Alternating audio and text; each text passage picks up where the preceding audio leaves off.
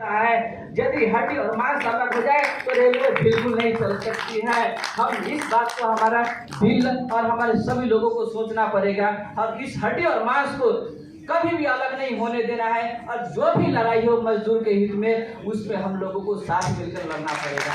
लेकिन आप लोक रनिंग स्टाफ एसोसिएशन को मैं निवेदन करता हूँ मैं सभी नेताओं के कि हमारे ट्रैक मेंटेनेंस की जो भी समस्या होती है उसमें आप लोगों की भागीदारी सुनिश्चित करनी पड़ेगी, क्योंकि हम लोगों को ऊपर एक समस्या नहीं है। हमारे ऊपर तो सिर्फ पानी पीने के लिए व्यवस्था नहीं, बाकी अधिकार को तो बात ही हम भूल जाते हैं। आज भी ट्रैक मैनों के साथ वही हो रहा है, लोग फूट डालो और राज करो। रेलवे में जितना भी विभाग है सभी एसोसिएशन से एक दूसरे से जुड़े हुए हैं, लेकिन ट्रैक मेंटेनर आज भी बटे हुए हैं। कारण इसका यही है कि मान्यता प्राप्त संगठनों द्वारा उनके जो सुपरवाइजर लोग हैं उनको रखा गया है और पर्सनली इस पर टारगेट करके यदि इकट्ठा करने का काम करता है, उसे परेशान करने का काम करता है। भारतीय रेलवे में एक ट्रैक मेंटेनर कैडर है जो सबसे ज्यादा, जिनको 4 सीट मिलता है और सबसे ज्यादा रिकॉर्ड सर्विस होने का काम करता है, और यहाँ तक कि शहीदों से ज्यादा शहीद होने का काम ट्रैक मेंटेनर करता है।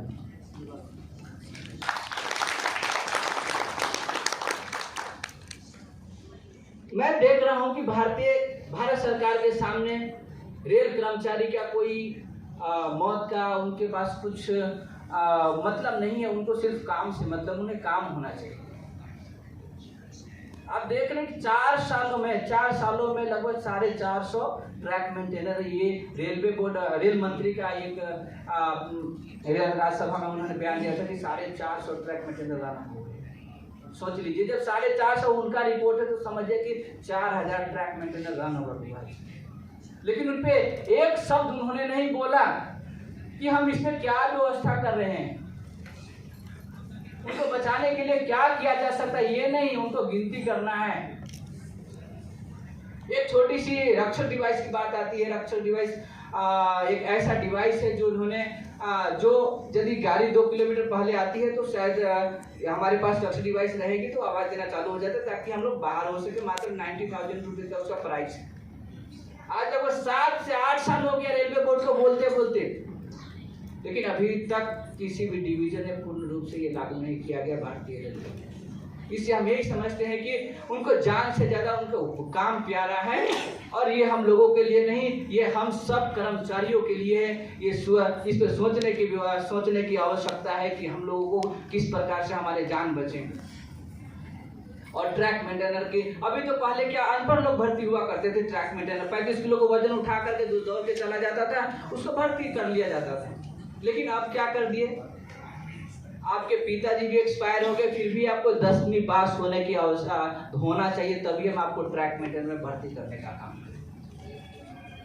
लेकिन उनको आगे बढ़ने का व्यवस्था वही बाबा आदम जमाने का सिस्टम, उनको कोई भी आगे बढ़ने का कोई रास्ता ही नहीं है। आप यदि उस पर क्वालिफिकेशन लगाने का काम किया है, अपने संशोधन करने का काम किया कि 10वीं पास हमारे ट्रैक मेंटेनर बनना चाहिए, तो क्या उसको प्रमोशन का व्यवस्था करनी चाहिए या नहीं, उसमें होना चाहिए या नहीं। आप उसी व्यवस्था को अपना करके आज नए लोगों को भर्ती करें, उसको मनोबल तोड़ने का काम कर रहे हैं। कैसे आपको रेलवे चलेगी। Track maintainer BA graduate, BA pass, polytechnic इतना सब कुछ करके आते हैं। अब यहाँ आकर को उसका रास्ता ही नहीं बताते हैं, तो कैसे बढ़ाने का कोई रास्ता ही नहीं, तो कैसे काम कर पाएगा। मैं तो रेलवे को ये सजेशन दूंगा कि ये जो आप बाहर से भर्ती लेते हैं, आपके पास ट्रैक मेंटेनर एक स्किल लोग आए हुए हैं, बहुत पढ़े लिखे लोग आए, आप इसका इस्तेमाल करो ना। आप इनको आगे बढ़ाने का प्रयास करो ना।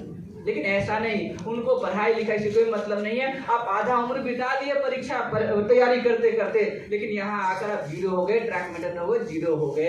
ये उनको कोई शिक्षा का कोई इनके पास वैल्यू ही नहीं है।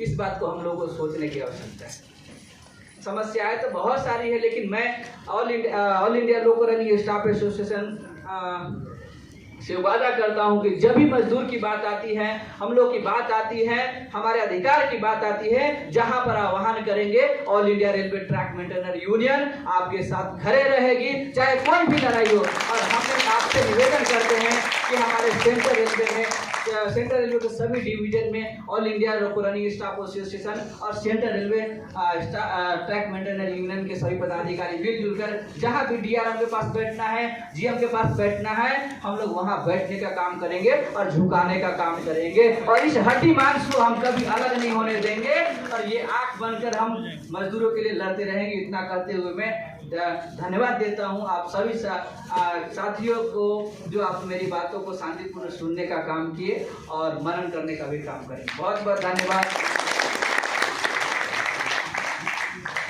Thank you comrade Paswan.